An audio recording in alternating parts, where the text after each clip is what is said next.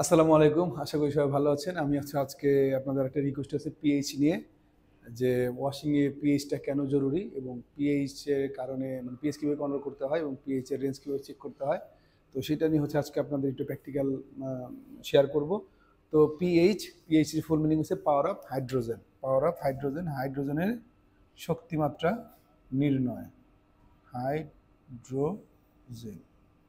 যেখানে হচ্ছে হাইড্রোজেনের শক্তি নির্ণয় করবে। যেখানে হাইড্রোজেনের শক্তি যত বেশি তত অ্যাসিডের দিকে আসবে, হাইড্রোজেনের শক্তি যত কম হবে তত ক্ষারের দিকে যাবে। তো এই পিএইচ সহজভাবে বোঝার জন্য পিএইচ এর একটা স্কেল আছে। সেই পিএইচ এর স্কেল হচ্ছে 0 থেকে 14। 0 থেকে 14 হচ্ছে পিএইচ এর স্কেল, আর মিডলে হচ্ছে 7। এই 7 হচ্ছে নিরপেক্ষ। 7 হচ্ছে নিরপেক্ষ। আচ্ছা, এই 7-এর নিচে যত আছে এটা হচ্ছে অ্যাসিড। যত নিচের দিকে যাবে তত মোর অ্যাসিড, মানে বেশি অ্যাসিডের মাত্রা বেশি। আর যত 7-এর উপরের দিকে যাবে তত হচ্ছে ক্ষার, ক্ষারকীয়।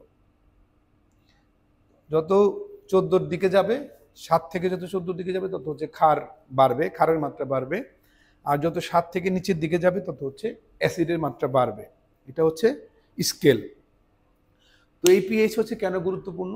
পিএইচ হচ্ছে যদি কন্ট্রোল না থাকে কোনো গার্মেন্টসে তাহলে কি হয়, তে আমাদের যে যারা ইউজার আছে তাদের স্কিন অনেক সেন্সিটিভ।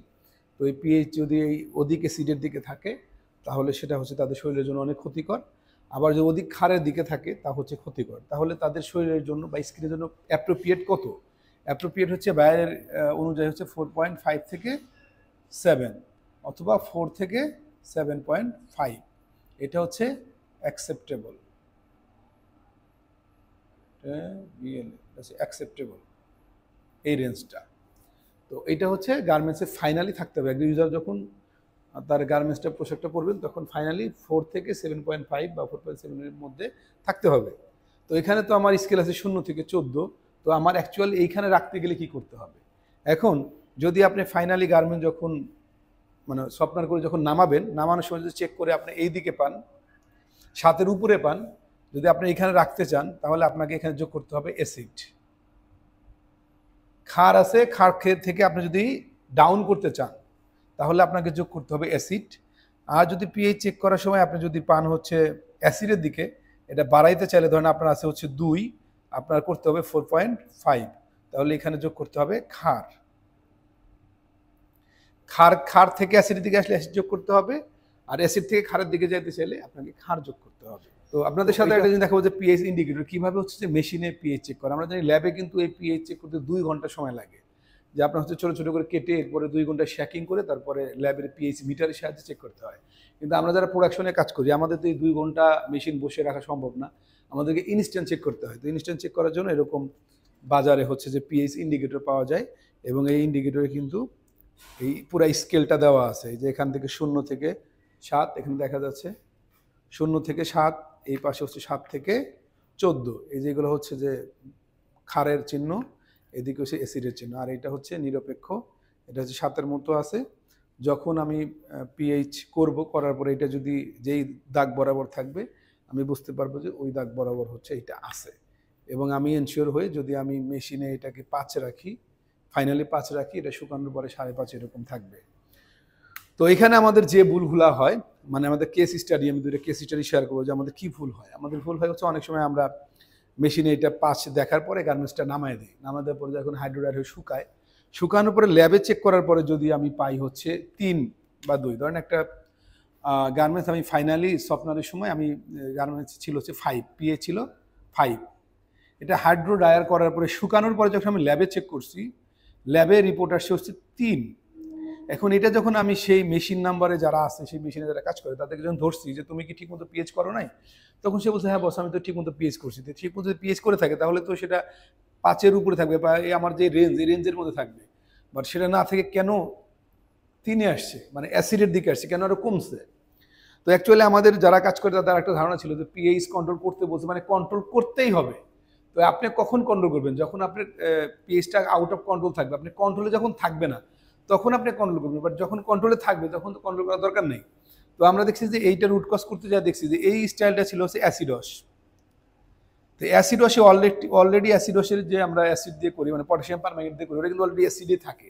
তো ইতিমধ্যেই ফেব্রিকটা অলরেডি অ্যাসিড মিডিয়াতে ছিল, মানে 5-এই ছিল, অলরেডি কন্ট্রোলেই ছিল, ওইখানে কোনো অ্যাসিড যোগ করার দরকার ছিল না। কিন্তু সে যখন লিটমাস দিয়ে দেখছে, তার কাছে মনে হয়েছে যে হ্যাঁ এটা কন্ট্রোল করতে হবে, সে হয়তো 7 দেখছে। এরপরে সে এখানে অ্যাসিড দেওয়ার কারণে এটা ডাউন হয়ে গেছে, কারণ এই পিএইচ এর যে অ্যাসিডগুলো এটা ফেব্রিকের ফাইবারের ভিতরে ঢোকে। কারণ আপনি যখন ফাইনালি চেক করবেন তখন কিন্তু আপনাকে চেক করতে হয় হচ্ছে ল্যাবে শুকানোর পরে চেক করতে হয়। আর আপনি এখানে মেশিনে চেক করছেন ভেজা অবস্থায়। তো ওই ভেজা অবস্থায় আপনাকে হচ্ছে যে এইটা 7 শো করলেও অ্যাকচুয়ালি অ্যাসিডসের কারণে এই ফেব্রিকে ছিল হচ্ছে 5, অলরেডি কন্ট্রোলে ছিল। এরপরে 5-এর মধ্যে যখন অ্যাসিড দিছে তখন এটা ডাউন হয়ে 3 হয়ে গেছে, 3 হয়ে গেছে, এটা ডাউন হয়ে গেছে। এখানে তার কি করা উচিত ছিল, এখানে তার করা উচিত ছিল এটাকে এই অবস্থায় নামায় দেওয়া। যখন পিএইচ মেশিনে এসে 5, এই অবস্থায় নামায় দিলে আলটিমেটলি 5.5 থাকতো। বাট সে যখন আরো বেশি অ্যাসিড দিছে তখন এটা ডাউন হয়ে আরো 3-এ চলে আসছে। এরকম সেম হচ্ছে একটা লাইট ওয়াশ গার্মেন্টসের ক্ষেত্রে, সে 7 করে নামাইছে, বাট সে মেশিনে যখন ছিল সে 5 করে নামাইছে, বাট শুকানোর পরে সেটা আসতেছে 8.5। তো তাকে এটা অলরেডি ফেল, খারে চলে গেছে। তো তাকে বলছে যে তুমি কি ঠিক মতো কন্ট্রোল করো না? হ্যাঁ বলছে হ্যাঁ আমি তো ঠিক মতো কন্ট্রোল করছি। তো ঠিক মতো কন্ট্রোল করলে তো ফাইনালি আমার এটা আসার কথা না, ফাইনালি আসার কথা হচ্ছে এখানে 4 থেকে 7.5 এর মাঝখানে। তো সেটা 5 রাখার পরে কিভাবে 8.5 হইলো? এটা এই জন্য হয়েছে যে তার ঠিক মতো বিলিজ নিউট্রালাইজেশন হয় নাই, বা বিলিজের কার্যক্ষমতা নষ্ট হইলে পিএইচ ডাউন হয় নাই। কারণ আমরা যে অ্যাসিডটা বিলিজটা করি, এই বিলিজের কিন্তু একদম ফেব্রিকের ভিতরে কাজ করে, ফেব্রিকের সাথে কাজ করে, এবং অলরেডি ফেব্রিক ভিতর থেকেই হচ্ছে খারে চলে, ভিতর থেকে সে খার। বাট আমরা যখন পানিতে এটাকে ঘুরাইছি তখন সে শো করছে 7, এবং যখন আমরা মানে অ্যাসিড দিচ্ছি, অ্যাসিড দেওয়ার সাথে সাথে পানিটা নিউট্রাল হয়েছে কিন্তু ফেব্রিকটা নিউট্রাল হয় নাই। পানির পিএইচ ডাউন হয়েছে, কারণ পানি লিকুইড, অ্যাসিডটাও লিকুইড, এই জন্য খুব সহজেই সেটা ডাউন হয়ে গেছে। কিন্তু ফেব্রিককে তো আপনার সময় দিতে হবে, মিনিমাম 5 থেকে 6 মিনিট ঘুরাইলে ফেব্রিকের ভিতরে অ্যাসিডটা ঢোকার সময় দিতে হবে। সেই সময়টা সে অ্যাকচুয়ালি দেয় নাই। সে পানির ভিতরে যখন এটা দিছে, পানি তাকে বলছে ওকে, সে গার্মেন্টসটা নামায় দিছে, বাট ফেব্রিকটাকে সে মিনিমাম 5 থেকে 7 মিনিট এটাকে ঘুরাইতে হইতো, এটাকে সময় দিতে হয়। আপনি যদি একদিক দিয়ে অ্যাসিড দেন মেশিনের, আর একদিক দিয়ে ছেড়ে দেন, তাহলে সে তো সেই অ্যাসিডটা অ্যাবজর্ব করার ক্ষমতার টাইমটা সে পায় নাই। এই জন্য সে কি করছে, সেই জন্য সে পিএইচটা উল্টা আরো কন্ট্রোল হয় না, কারণ ফেব্রিক ভিতর থেকে সে এরকম ছিল, ফেব্রিকের ভিতর থেকে সে অধিক খারে ছিল, কারণ আমরা এখানে ব্লিচ করছি। ঠিক মতো কন্ট্রোলিং না করার কারণে এটা হচ্ছে হাই হয়েছে। এটাও কন্ট্রোল আগেই ছিল, আরও অতিরিক্ত অ্যাসিড দেওয়ার কারণে হচ্ছে এরকম হয়েছে। তো আমরা এই ধরনের কেসগুলো পাই। এই জন্য প্রিভিয়াস আর একটা পাই হচ্ছে রিওয়াশের ক্ষেত্রে, যে রিওয়াশের ক্ষেত্রে অনেক সময় তারা পিএইচ কন্ট্রোল করতে চায় না। কেন? আমাদের ওয়ার্কারদের বা অপারেটরদের ধারণা, আর আমি তো একবার কন্ট্রোল করছি, একবার তো করছি, এরপরে আমি আবার কেন করব? এই জন্য করতে হয় যে এই পিএইচ এর মান প্রসেস টু প্রসেস চেঞ্জ হয়। আপনার ডিসাইজিং এক ধরনের পিএইচ থাকে, এনজাইমে 4.5 থেকে 5.5 থাকে, ব্লিচে 11 থেকে 14 হয়, কস্টিকে অনেক বেশি হয়, 14-র মতো হয়। তো এই পিএইচটা হচ্ছে প্রসেস টু প্রসেস ভ্যারি করে, মানে চেঞ্জ হয়। তো আপনি যখন একটা গার্মেন্টস 5 ছিল, এটা যখন আপনি রিওয়াশের জন্য আবার মেশিনে নেবেন, সেটা কিন্তু 5 থাকবে না, সেটা কিন্তু পানির যে একটা নর্মাল পিএইচ 7, অলরেডি সে কিন্তু 700 করবে। এই জন্য রিওয়াশ করলে 100%, রিওয়াশের পরে যে প্রসেসটা আছে অবশ্যই পিএইচ কন্ট্রোল করে নামাইতে হবে। এবং সবচেয়ে বড় কথা যে এই গার্মেন্টসগুলো যখন আপনি গার্মেন্টসে ডেলিভারি করবেন, তখন কিন্তু কোনটা রিওয়াশ আর কোনটা অন টাইম ওয়াশ সেটা কিন্তু গার্মেন্টস বুঝবে না, সব একসাথে কিন্তু মিক্সড হয়ে যাবে। এবং ওইখান থেকে একটা গার্মেন্টস ফেল হওয়া মানে আপনি টোটাল শিপমেন্ট ক্যান্সেল হতে পারে। এবং যারা এক্সপিরিয়েন্স তারা জানেন যে আপনার গার্মেন্টস এ টু জেড শিপমেন্টের জন্য ওকে, এখন শিপমেন্ট যাবে, এই সময় যদি বায়ার জানে যে এই গার্মেন্টসটা পিএইচ ফেল আছে, সে কিন্তু কোনোভাবে এটা শিপমেন্ট হইতে দিবে না।